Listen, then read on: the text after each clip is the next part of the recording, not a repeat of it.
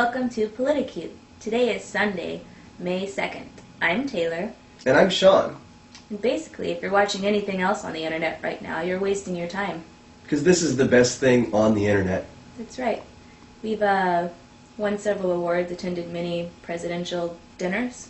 Yeah, we get a lot of conferences call us up and just say, hey, can you show us how to make a great internet something? And, well, I don't want to waste your time talking about all the conferences. We have a lot of money. We have a lot of money. We have a lot of awards. Yeah. We have more awards per show than pretty much anything else that's ever been on the internet because this is our first show and we already have awards, multiple awards, just for what you've seen so far. Yeah.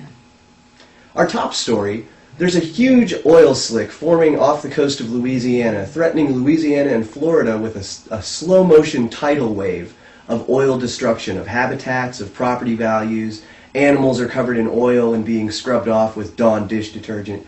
It's really tragic. But what's most tragic is that we, the taxpayer, have to pay for this because BP is completely unprepared for such an occurrence. It's disgusting. Well, what's even more disgusting is that we as a society still choose to draw our lifeblood out of the earth and sell it off for $100 a barrel.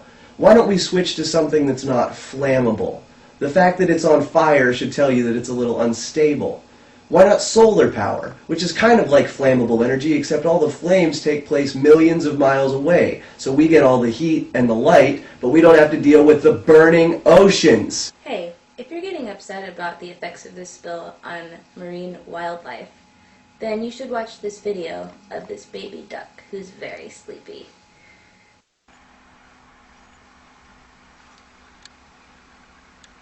When you're thinking about the animals that are dying from the oil spill, just think, they're not dead, they're just sleeping.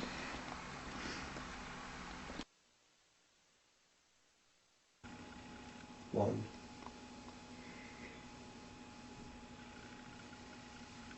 Arizona recently signed into law a bill which is called the toughest immigration measure in the country. It allows any officer of the law to ask for proof of citizenship from anyone they consider reasonably suspicious.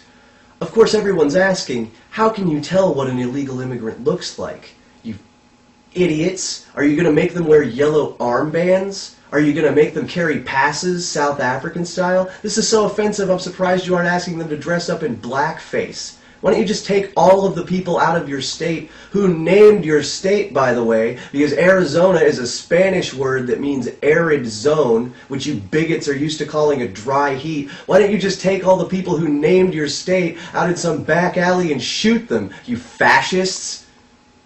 I think we need to call the turtle police because this guy is speeding, and he's employed as a janitor. This is seriously supersonic speeds for a turtle. He obviously doesn't have his papers on him.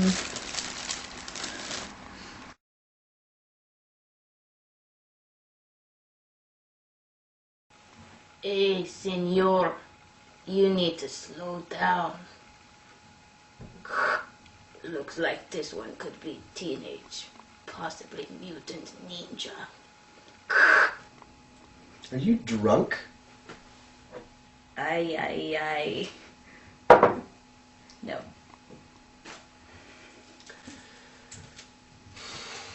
The Secretary of Defense, Robert Gates, has stated that we can't repeal the Don't Ask, Don't Tell policy via legislation yet because he hasn't completed a study on the impact of the change on the military as a whole. What I want to know is, does this have anything to do with the segregation of the military that took place during World War II, where they wouldn't let black soldiers serve on the front lines because it turned out that all those guys on the front lines who were really eager to pick up guns and shoot whoever they were told because they were enemies, it turns out those people are bigots and they didn't want to serve with black people during World War II, the fight against Nazis? So what I'm saying is it really so bad, you know, to have a homosexual in your unit? Are you saying that it's not a big deal to indiscriminately kill civilians and journalists in Iraq and Afghanistan, but it would be awful if the guy who exploded in your tank next to you happened to be gay? You don't want to die next to a gay man? Everything is gay about this miniature baby horse. At just 6 pounds, he can fit comfortably in any closet. The only thing you'll want to ask this guy is, how did you get so cute? And the only thing you'll want to tell him is, if horses are allowed to serve in the military, so should gays.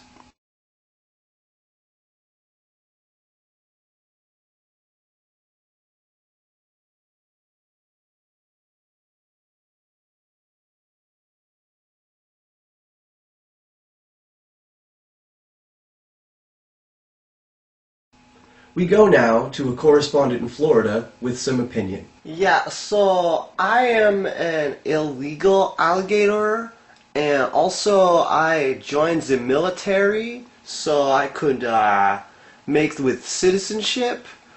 And I gotta say, this whole oil slick is just good for everybody involved because that will help people get into America and that will help people have anal sex.